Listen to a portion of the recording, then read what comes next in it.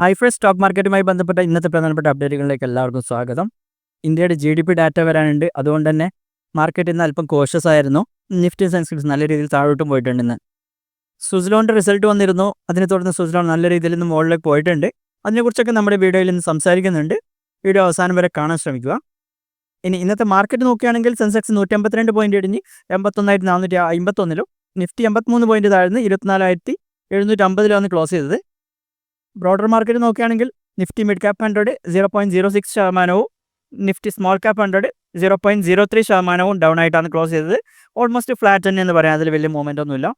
Sector vice നോക്കുകയാണെങ്കിൽ Nifty metal sector 1.69% down ആയിരുന്നു. IT sector 1.15% down ആയിരുന്നു. ഫാർമ സെക്ടർ റെഡിൽ തന്നെയാണ് ക്ലോസ് ചെയ്തത്.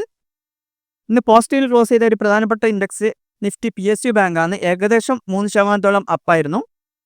ഇന്നത്തെ ടോപ്പ് ഗെയിനേഴ്സിൽ വരുന്ന പ്രധാനപ്പെട്ട സ്റ്റോക്കുകൾ BSE limited, Switzerland energy, Muthoot finance തുടങ്ങിയ സ്റ്റോക്കുകളാണ്.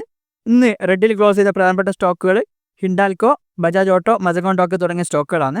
ഇനി ഇന്ത്യ വിക്സ് നോക്കുകയാണെങ്കിൽ 2.09% താഴ്ന്ന് 16.07 ഫോറിൻ ഇൻവെസ്റ്റേഴ്സ് ഇപ്പോഴും നല്ല രീതിയിൽ മാർക്കറ്റിൽ ഇൻവെസ്റ്റ് ചെയ്യുന്നുണ്ട്.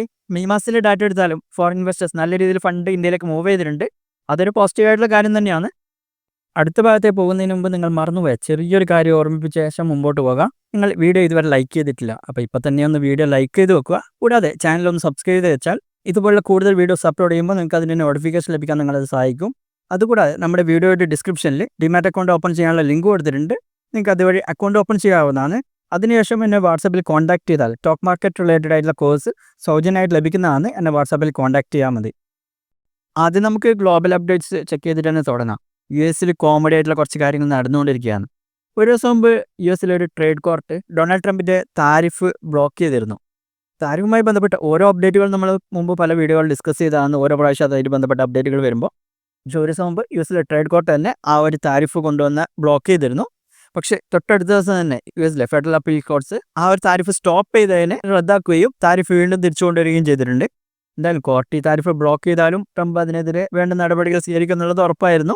എന്തായാലും ഈ താരിഫുമായുള്ള ബന്ധപ്പെട്ട പ്രശ്നങ്ങൾ ഇപ്പോഴും നിലനിൽക്കുകയാണ്. അതുകൂടാതെ എലോൺ മസ്ക് കഴിഞ്ഞ ദിവസം ഗവൺമെൻറ്റുമായി ബന്ധപ്പെട്ട സർവീസുകളിൽ നിന്ന് ഒഴിവായിരുന്നു. മറ്റൊരു പ്രധാനപ്പെട്ട കാര്യം പറയാനുള്ളത്, ട്രംപ് US ചിപ്പ് സോഫ്റ്റ്വെയർ കമ്പനികളോട് ചൈനയിലേക്കുള്ള സെയിൽസ് നിർത്തിവെക്കാൻ പറഞ്ഞിട്ടുണ്ട്. മുമ്പ് NVIDIAയുടെ AI ചിപ്പുകളുടെയും എക്സ്പോർട്ട് മോഡൽ ഗവൺമെൻറ് നിയന്ത്രണങ്ങൾ ഏർപ്പെടുത്തിയിരുന്നു. ഇതൊക്കെ ചൈനയുടെ AI മേഖലയിലുള്ള വളർച്ച തടയിടാൻ വേണ്ടിയുള്ള ശ്രമങ്ങളാണ്. ഇനി നമുക്ക് ഇന്ത്യയിലേക്ക് വരാം. ബ്രിട്ടീഷ് പെട്രോളിയം BP അവരുടെ കാസ്ട്രോൾ ലൂബ്രിക്കൻ്റ് ബിസിനസ് സെൽ ചെയ്യാൻ തീരുമാനിച്ചിട്ടുണ്ട്. ഏകദേശം 8 ബില്യൺ മുതൽ 10 ബില്യൺ വരെ വാല്യൂ വരുന്ന ഒരു ബിസിനസ്സാണിത്. റിലയൻസ്, സൗദിയുടെ അരാംകോ അടക്കം പ്രധാനപ്പെട്ട പല കമ്പനികളും ഈ ഒരു ബിസിനസ്സിൽ ഇൻട്രസ്റ്റഡ് ആണ്. അവർ ബിഡ് സമർപ്പിക്കാൻ സാധ്യതയുണ്ട്. ഇപ്പോൾ ഈ ഒരു സെയിലിൻ്റെ ഏർലി സ്റ്റേജസിലാണുള്ളത്. അടുത്ത കുറച്ച് ദിവസത്തിനുള്ളിൽ ഇതിൻ്റെ ചിത്രം കുറച്ചുകൂടി ക്ലിയർ ആയിട്ട് വരും. ഇനി അതിനിടയ്ക്ക് US ഐഫോൺസിൻ്റെ ഷിപ്മെൻറ്റ്സിൽ ഇന്ത്യ ചൈനയെ കടന്ന് നമ്പർ 1 സ്പോട്ടിലെത്തിയിട്ടുണ്ട്. ഇതിനെക്കുറിച്ചൊരു അപ്ഡേറ്റ് നമ്മൾ കഴിഞ്ഞ മാസത്തെ ഒരു വീഡിയോയിൽ പറഞ്ഞിരുന്നു. ആപ്പിൾ അവരുടെ US ഐഫോൺ ഷിപ്മെൻറ്റ്സിൻ്റെ ഭൂരിഭാഗവും ഇന്ത്യ വഴി സോഴ്സ് ചെയ്യാൻ സാധ്യതയുണ്ടെന്നുള്ള കാര്യം.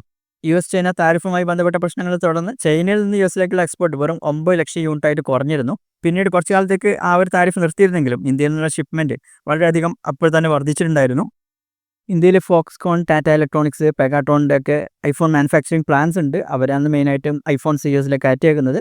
ടാറ്റയുടെ പ്ലാന്റിൽ മെയിനായിട്ട് അസംബിൾ ചെയ്യുന്നത് iPhone 16 iPhone 16e ആണ്. FY25 ഏകദേശം $22 ബില്യൺ ഐഫോൺസ് ഇന്ത്യയിൽ അസംബിൾ ചെയ്തിരുന്നു. കുറച്ച് മുമ്പ് ജനുവരി മുതൽ ഏപ്രിൽ വരെയുള്ള ഡാറ്റ നോക്കുകയാണെങ്കിൽ ഇന്ത്യയിൽ നിന്ന് 11.5 മില്യൺ ഐഫോൺസാണ് കയറ്റിയേക്കപ്പെട്ടിട്ടുണ്ടായിരുന്നത്. ചൈനയിൽ നിന്നത് 13.2 മില്യൺ ആയിരുന്നു. പക്ഷേ തൊട്ടടുത്ത മാസം ഈ ഡാറ്റ വളരെ വലിയ രീതിയിൽ മാറുന്നുണ്ട്. ഇന്ത്യയിൽ നിന്നുള്ള എക്സ്പോർട്സ് വളരെയധികം വർദ്ധിക്കുന്നുണ്ട്. പക്ഷേ നമുക്കറിയാവുന്നൊരു കാര്യമാണ്, ട്രംപ് ആപ്പിളിനെ നല്ല രീതിയിൽ പ്രഷർ ചെയ്യുന്നുണ്ട്. US ഷിപ്മെൻറ്റ്സിൽ കൂടുതലും US തന്നെ പ്രൊഡ്യൂസ് ചെയ്യണം എന്നുള്ള കാര്യം. അവർ ഇന്ത്യയിലോ മറ്റേതെങ്കിലും രാജ്യത്ത് പ്രൊഡ്യൂസ് ചെയ്യുന്നത് നിർത്തണമെന്നും ആപ്പിളിനോട് ട്രംപ് ആവശ്യപ്പെട്ടിട്ടുണ്ട്. അങ്ങനെ ചെയ്യുകയാണെങ്കിൽ തന്നെ US ഷിപ്മെൻറ്റ്സിലേക്ക് 25% താരിഫ് ഏർപ്പെടുത്തുന്നതൊക്കെ ഭീഷണിപ്പെടുത്തുന്നുണ്ടായിരുന്നു.